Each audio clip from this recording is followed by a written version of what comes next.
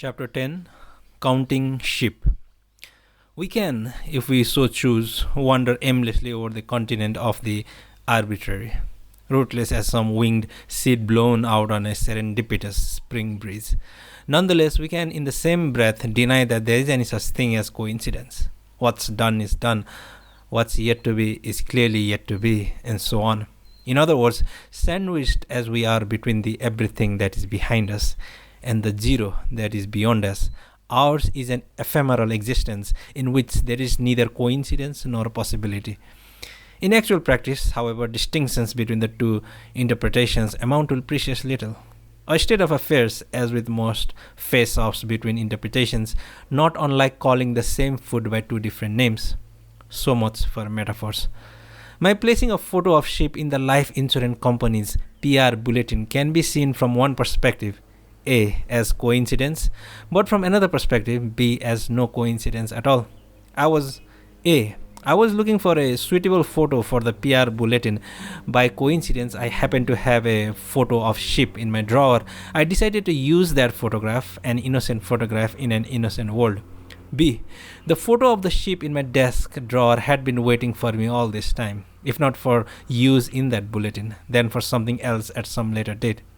Come to think of it, these formulas apply across the board to everything I've experienced thus far in life. With a little practice, I'm sure I'd be able to conduct A, a life with my right hand, B, a life with my left. Not that it matters much, it's like do not holes.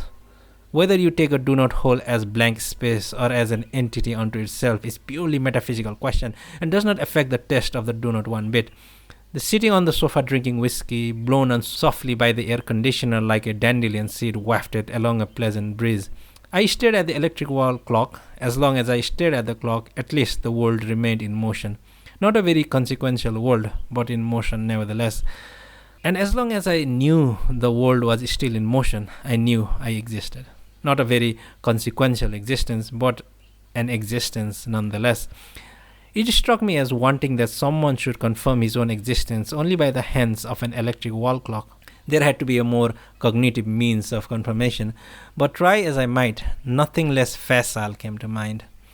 I gave up and had another sip of whiskey. A burning sensation passed through my throat, traveled down the wall of my esophagus and into the pit of my stomach. Outside the window, a bright blue summer sky and billowing white clouds, a beautiful if second-hand sky showing telltale signs of wear.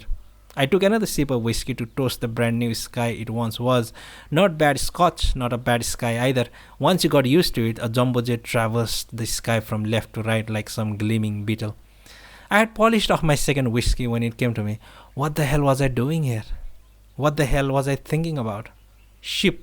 I got up from the sofa, picked up the copy of the photo from my partner's desk and returned to the sofa. For 20 seconds I stared at it, soaking in the whiskey-tinged ice cubes, racking my brain to figure out what was going on in it. The photo showed a flock of sheep on a grassy meadow. On one edge, the meadow adjoined the birchwood. Huge birch trees of the kind you find up in Hokkaido, not the puny, stunted variety that flank the entrance to your neighborhood dentist's office. These were birches that 4 bears could have sharpened their claws on simultaneously. Given the foliage, the season was probably spring. Snow lingered on the mountain peaks in the background. In the folds, the mountainside was as well. April or May.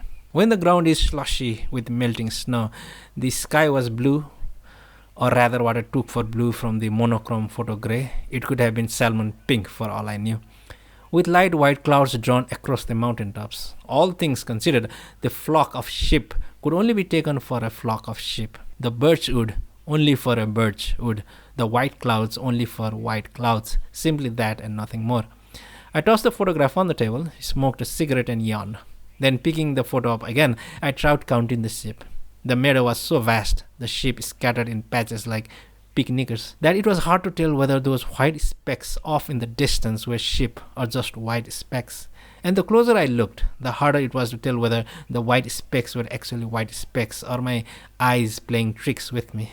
Until finally I could be sure of nothing. I took a ballpoint pen in hand and marked everything I could be sure of was a sheep. The counting came to 32 sheep. A perfectly straightforward photograph, nothing unusual about the composition, nothing particularly in the way of style. Yet there was something there, something funny, I suppose. I sensed it the first time I saw the photo 3 months before, and I had been feeling it ever since.